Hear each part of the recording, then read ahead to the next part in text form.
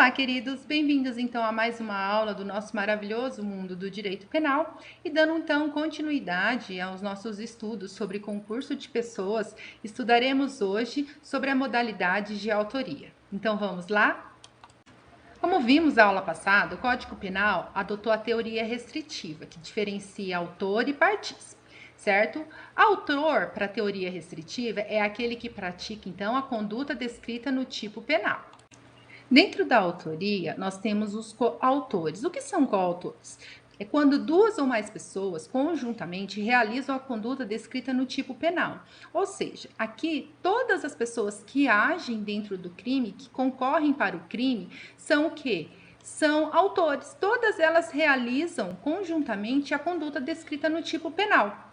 Isso são o que nós chamamos de coautores. Então, todos são autores do crime. Dentro da coautoria, nós temos a coautoria parcial ou funcional, e ela ocorre quando cada um dos agentes pratica um núcleo do tipo penal. Lembra dos crimes tipo misto alternativo? Que são aqueles em que o tipo penal possui mais de um núcleo, ou seja, mais de um ato executório? Certo? Então, ocorre nesses crimes. Agora, vale lembrar que para ocorrer a coautoria, não há necessidade que todos pratiquem todos os atos executórios. Se cada um dos agentes praticar um único ato executório, todos são coautores. Dani, não entendi. Vamos lá, ó. Pensa no crime de roubo. O que fala o crime de roubo? Subtrair coisa alheia móvel para si ou para outra, mediante grave ameaça ou violência à pessoa, ou depois de havê-la por qualquer outro meio, reduzida à impossibilidade de resistência. Então, pensa na seguinte situação: um segura a arma, então ele constrange, né, mediante violência, e o outro subtrai a carteira, subtrair coisa alheia móvel. Percebam que ambos são coautores, porque cada um praticou o quê? Uma conduta descrita no tipo penal. Outro exemplo, estupro, constranger alguém mediante violência ou grave ameaça, ter conjunção carnal ou praticar ou permitir que com ele se pratique outro ato libidinoso. Por exemplo, uma ameaça a vítima com a arma, então constrange a pessoa mediante grave ameaça, e o outro pratica a conjunção carnal. Então, ter conjunção carnal.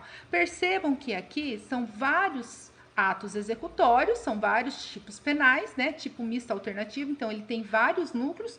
Então, a realização da coautoria parcial significa que cada um dos agentes realiza um único ato executório. Como é um crime misto, todos são considerados, então, coautores. Outra espécie de autor é a autoria mediata. Ela ocorre quando há a presença de mais de um agente. Contudo, quem executa o crime é uma pessoa inculpável, ou seja, vem nele alguma das excludentes de culpabilidade. E deste modo, quem executa sem discernimento funciona como um mero instrumento.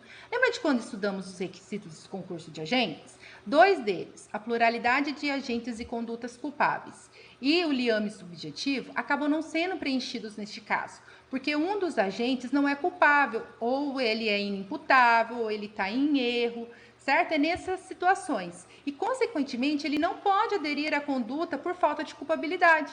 Dessa maneira, o partícipe, que será o que ordena o crime, responderá como autor mediato para que não fique sem punição. Pensa na seguinte situação, ó. Ficou muito vago, não estou entendendo, Dani. Ó, pensa no exemplo. A, maior de 18 anos, plenamente capaz, encomenda a morte de sua sogra a um menor de 18 anos. O que aconteceria aqui se não houvesse a questão do autor imediato? Ficaria sem punição. Por quê? Porque ele não realizou nada, ele é partícipe, ele não participa dos atos executórios. Então, como ele não executa nada, e não tem o concurso de agentes, por falta do preenchimento de todos os requisitos, seria como se ele não tivesse feito nada, certo? Então, para que ele não fique impunível, sem punição, nós temos a figura do autor mediato, certo? E neste caso, o que aconteceria? O autor, o menor, ele responderia também como autor imediato, porque é ele quem executa o crime. Deu para entender, gente? Então, eu tenho uma pessoa que está em cima dela alguma excludente de culpabilidade. Eu não posso colocar em cima dela uma culpa, certo? É o que acontece, por exemplo, nos inimputáveis. Então, o que aconteceria aqui?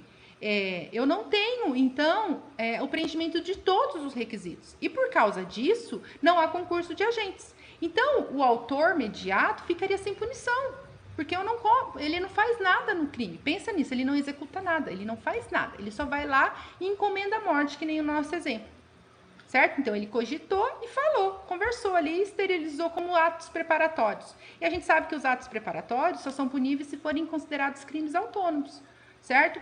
Mas aí o menor foi lá e fez a conduta. Então o autor imediato vai responder como se ele fosse ir lá tivesse executado, certo? Por quê? Para que não haja, então, o quê? Para que ele não fique sem punição. Por isso que nós utilizamos aqui a teoria do domínio do fato. E é isso aí, pessoal. Finalizamos, então, mais uma aula. Falamos sobre as modalidades de autoria, certo? E até a nossa próxima aula do maravilhoso mundo do direito penal. Beijos!